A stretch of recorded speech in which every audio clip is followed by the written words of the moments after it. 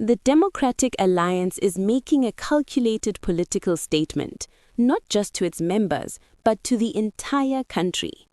At its latest Federal Congress, the party is positioning itself as a model of discipline, structure, and internal democracy at a time when South Africa's political landscape is becoming increasingly fragmented and unpredictable.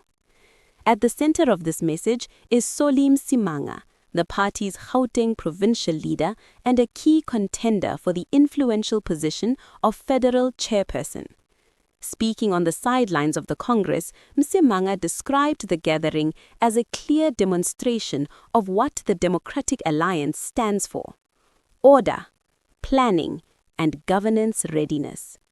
But this is not just about internal pride, it is a strategic move, because the DA understands that perception matters, especially now. With around 2,400 delegates in attendance, the Congress is not only one of the party's largest internal gatherings, it is also a critical platform for shaping policy direction and preparing for the next phase of South African politics. And that next phase is already taking shape.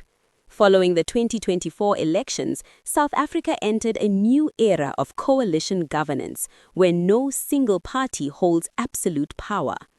This has fundamentally changed how political influence is built and exercised. For the DA, this shift presents both opportunity and pressure. The party is no longer just an opposition voice, it is part of the governing framework, and that means it must prove that it can deliver, not just critique. Msimanga's emphasis on discipline and democracy speaks directly to this challenge. He is effectively saying that the DA is ready to govern, ready to lead, and ready to expand its influence in upcoming elections. But there is also a deeper layer to this message. The Congress is taking place at a time when internal unity within political parties is under intense scrutiny across South Africa. From alliance tensions within the African National Congress to internal shifts in emerging parties, cohesion has become a key political asset. And the DA is trying to differentiate itself. By presenting a Congress that is structured, orderly, and policy-driven, the party is sending a signal to voters that it offers stability, that it offers predictability, and that it offers a governance model that contrasts with what it often describes as instability elsewhere. Msimanga's own candidacy adds another dimension to the story. As a leader with experience in both provincial politics and metropolitan governance, he represents a particular vision for the party, one that emphasizes administrative efficiency and practical governance. His comments suggest that the Congress is not just about leadership positions, it is about defining how the party approaches power, how it governs where it is in control, and how it plans to expand that control. The resolutions expected from the Congress are also significant. They are likely to focus on key governance priorities, including service delivery, economic growth, infrastructure, and institutional accountability.